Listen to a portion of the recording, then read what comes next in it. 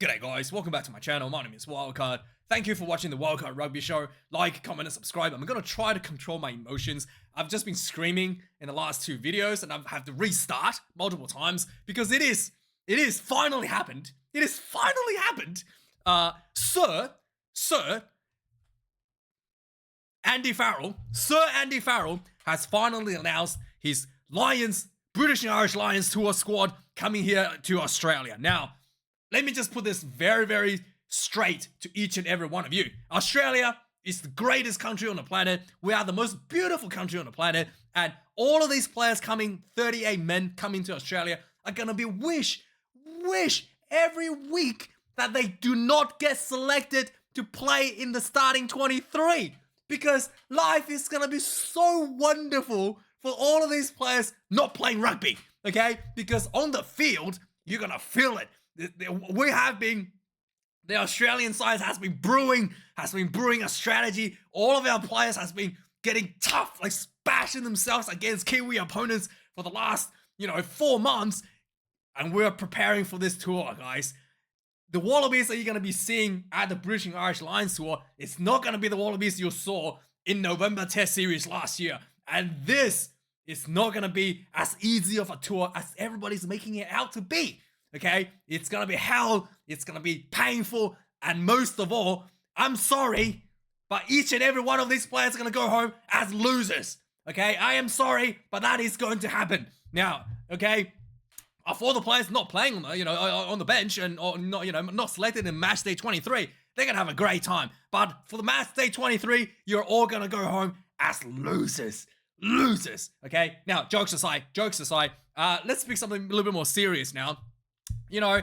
A few months ago during the Six Nations, I made a video saying that, hey, seems to me, someone from the outside looking in, Ireland's having a bit of a problem at the fly half position.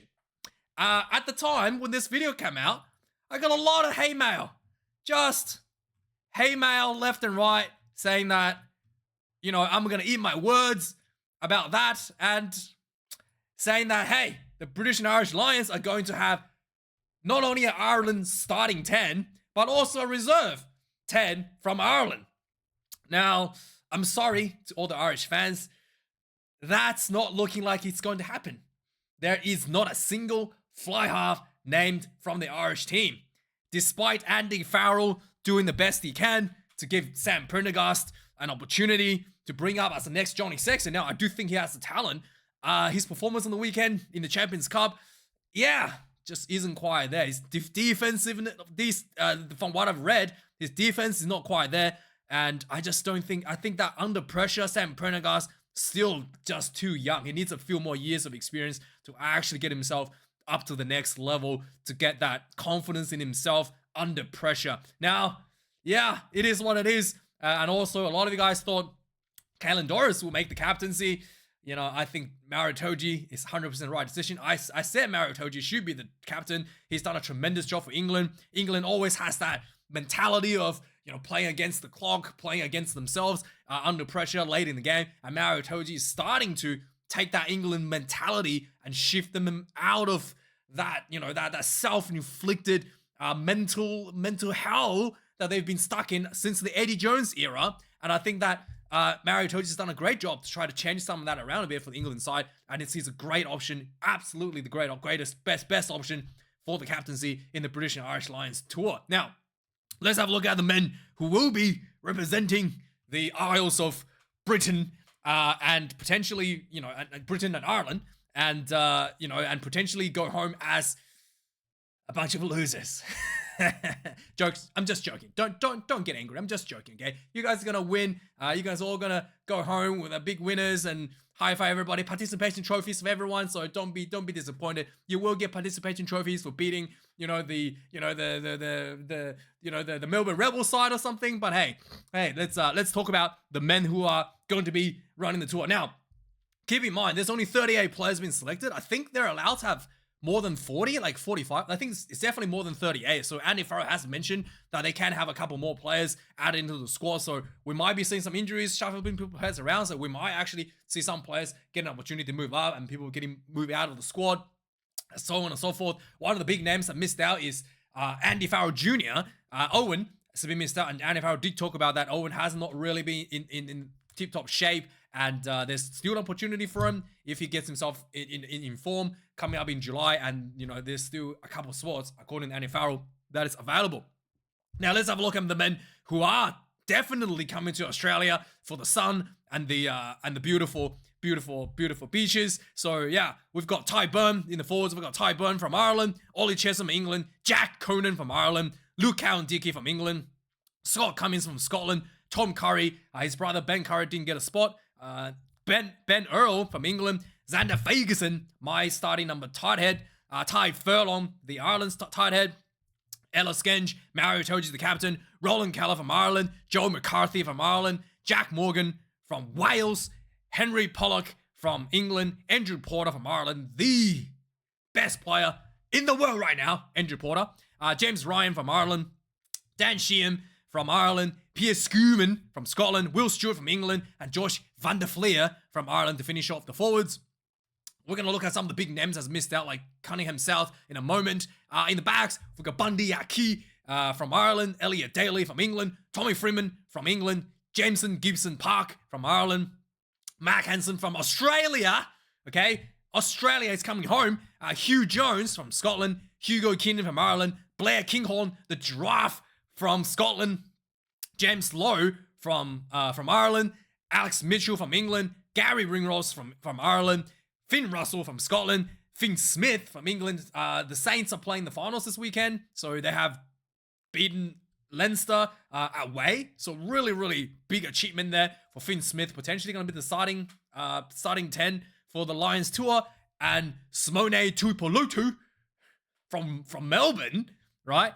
Josh van der Merwe from South Africa. And we've got Thomas Williams from Wales. Now, the Tuipulotu is still a bit injured, so he might not get a run, but he's in the squad, so he's still on the recovery mode. He might not actually get the starting in the Lions tour, but it would be great to see him playing the Lions tour in the starting jersey at some point, or maybe even just coming off the bench at some point. Here in Australia, to see him play back at home again in front of the fans, the Aussie fans. So yeah, this is a really good squad. All the players that I thought about that I thought could make the team pretty much made the team. There are some surprises for me. I thought the biggest one is Cunningham South. I thought Cunningham South should be given a spot here. Even just off, I thought Cunningham South, should be given a spot. I know it's very competitive in the lock positions because the Irish locks are really, really strong, and there's a lot of options there. But I thought, surely he would give him the spot, but maybe he missed out just because there's too many locks from Ireland competing for the spot. But I'm a little bit surprised from that. I did not have Cunningham South in like any of the starting positions, but I thought he should probably be in the squad just as an addition. But no, he didn't quite make it. So we got some big name. Nicky Smith didn't make it. Jamie George, the former England captain, didn't quite make it. I mean, there's a lot of competition at the hooker position there as well. I don't know this guy even is. So Courtney Lord's already kind of verge of retirement. There was some talks that he might come back in as like a veteran, but no, he didn't quite make that. Adam Beard didn't make it from Wales. Jack Willis didn't make it from England. Ben Curry, like I said, didn't make it. Tom Willis didn't make it as well either.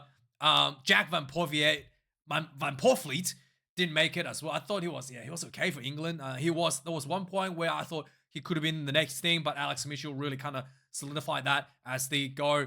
Sam Prendergast didn't quite make that at all. His performance of the weekend was criticized a lot to poor tackling. People were talking about that. Josh Adams didn't make it. Owen Farrell didn't make it. Robbie Henshaw, again, this is a big name. I actually had Robbie Henshaw in one of the starting positions for the tour. Didn't make it at all, or maybe even on the bench as an additional reserve. I thought Bundy Aki and Ringrose, maybe Henshaw and Ringrose would have been starting, but Henshaw did not get selected at all. A bit of surprise. Darcy Graham didn't get selected at all. I mean, the wingers be competitive. I thought Darcy Graham has been great for Scotland. Freddie Stewart, fullback. Again, Eddie Jones is a favourite son. Didn't get a shot at all here in the Lions tour. George Ford has been rolling out. Cunningham South didn't quite make there.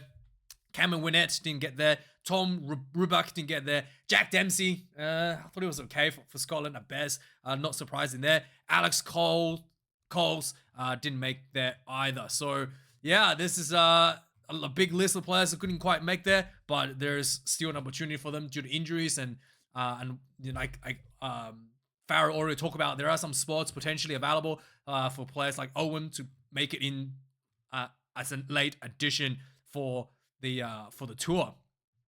Now let's move on. So the Pacific Nations Cup in 2025 has been the schedule has been announced. So this is basically the America, Canada, Japan playing against Fiji, Tonga, and Samoa, and basically they had a deal when this whole thing was set up. It's that one final being Japan, next final being US, and then back and forth between the two. So last year was in Japan. This year the final will be in the United States, Salt Lake City in Utah. Utah is a pretty big Mormon state. They have a lot of Islanders living there, so they really love the rugby in Utah there. So yeah, that's a really great spot to host the final, and it's going to be a big turnout, especially if one of the Pacific Islander teams make it into the finals, and it'll be very exciting for a lot of the locals to come out for that one. And overall, it's pretty much the same setup as last year. I guess the Southerners will play each other, the Northerners will play themselves, and then go into a final series for a playoff, and then a grand final, so to speak, in America for the final round. Next up, Gary Anscombe has moved from one club from Gloucester to Bayonne in France. Jake Gordon has decided to knock back the offers from overseas and stay in Australia for the Waratahs and potentially push for a spot in the Rugby World Cup at home. There was a little bit of a interesting drama out of South Africa this week. Ben Jason Dixon, I wouldn't say he's a Springbok, I guess, staple. I guess he's like on the fringe of a Springboks staple. He had a bit of issued a letter to the Stormers for a arbitration hearing to explain the term exit clause. So that led to a lot of suspicion that he's looking at getting out of his contract and moving overseas potentially. He's contracted till 2027, but he's still. I haven't watched any of the URC stuff, but I feel like based on his performance for the Springboks, he's not quite there yet as like a international test, superstar, like 100% guarantee pick for the Springbok sort of level yet. Shouldn't really. I feel like he's a bit overplaying his hands a little bit here. He's not really someone that the Ricey can go without. So if he wants to go overseas, I don't think it's gonna be. It's probably gonna hurt his own career than advancing himself as to the next level, in my opinion. So let me know your thoughts there. Kalen Doris had a bit of an issue on the weekend with a procedure on a shoulder injury that's being announced. So hopefully he's gonna be okay. This was a few days ago. We're talking about this a little bit already. Sam Prendergast not being selected to the Lions and lost the semi-final in Dublin to the Saints from England. Yeah, really disappointing to a lot of these guys. Leinster has been struggling to break into to win the Champions Cup for so many years now. They're getting players like Geordie Barrett from overseas to bolster their squad. Just even at home with such a huge stacked team and not able to do it. Yeah, it's I don't think it's 100% down to one player like Sam Prendergast, but it is, again, the pressure is something that I think that Prendergast needs to work through, and that will come with age. And so Samoa has announced their new coach last week, Tosi Pisi, and he's announced his coaching staff as well as the captain. So the captain remains Theo McFarlane, the guy who retains the captaincy from last year, but a few coaching staff has been added to the squad. Census Johnston will be the scrum and forwards coach. Kang Thompson, lineout coach, contact coach. Tai Lavia, defense coach. That's being added into the team for the coaching team for Samoa coming up for the Pacific Island Tour. There's going to be a historic fixture for the Springboks in July against the Barbarians. They only got, what is it, Portugal? Is it Portugal or is it Georgia? They only got like a tier 2 nation for, I think it was Italy. Is it Italy that they're playing? I think it's Italy maybe. So they only got a pretty light schedule for July because of the Lions tour. But they're going to be, they're going to have an opportunity to play the Barbarians as a additional. I thought it would be great to have them play against the Lions and as a warm-up match and just belt everybody and like injure half the Lions team before they come over on tour. That would be a great idea, wouldn't it? Just have the Springboks playing the Lions before they come over and just like injure half the team as a process. That would have been great. Would have been great. I will go for that. I don't think the British and Irish Lions want that. So Les Kiss as well is moving into the international head coach as the Wallabies. He's looking at a potential to joining the coaching staff with the Anzac team in the Lions tour. He will be coaching alongside of Sir Fozzie. So he's going to be coaching alongside Ian Foster and potentially have players like Michael Hooper and Aaron Smith at his disposal. Great learning experience for him and an opportunity for him to move on, transition into the Test rugby. Now, the Champions Cup coming up this weekend is the final. I should tune into this one.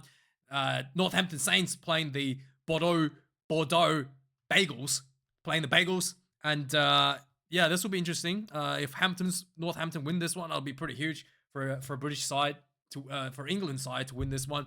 The Saints has been building pretty strong. They won the Champions Cup last year, so this will be interesting.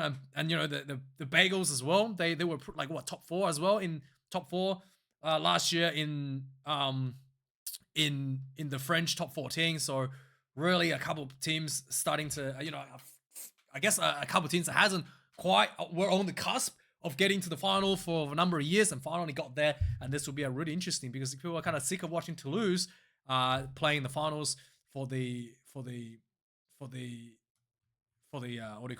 Champions Cup. Now the Super Rugby this weekend, we've got a 4-week weekend. We got the Honduras versus Blues tonight. Waratahs versus Reds at Sydney. Crusaders Chiefs tomorrow, and the Western Force of the Brumbies tomorrow night. Some big results. Huge results came out last weekend. A few pretty big upsets. Virginia Jura finally got themselves back in the win column against the Reds at home. Last minute try sort of thing. And also another big one. Highlanders lost to the Moana Pacifica. There was a last minute charge down on a Highlanders exit kick, leading into a try for Moana Pacifica to win the game. Another huge performance from Adi Savea as well. Just incredible stuff. Every week, Adi Savea puts himself on the field. Moana Pacifica is looking like just a completely different monster out there. And they're currently in the top 6. They're looking pretty, looking like they're going to make it into the finals for the first time this year.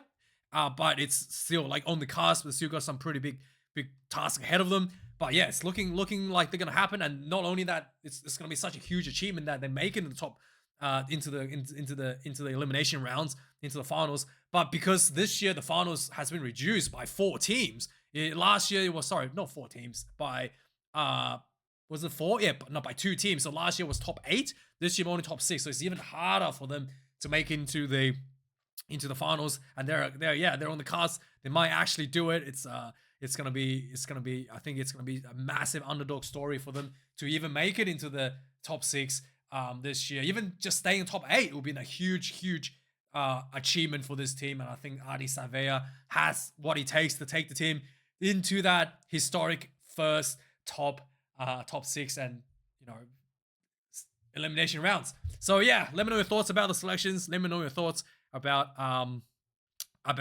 British and Irish Lions tour. And do you think there could be a late addition to Owen Farrell to the team? But let me know. Thanks for watching, guys. Like, comment, subscribe. I gotta go to work. I'm really busy. And see you guys later for the reviews. Cheers.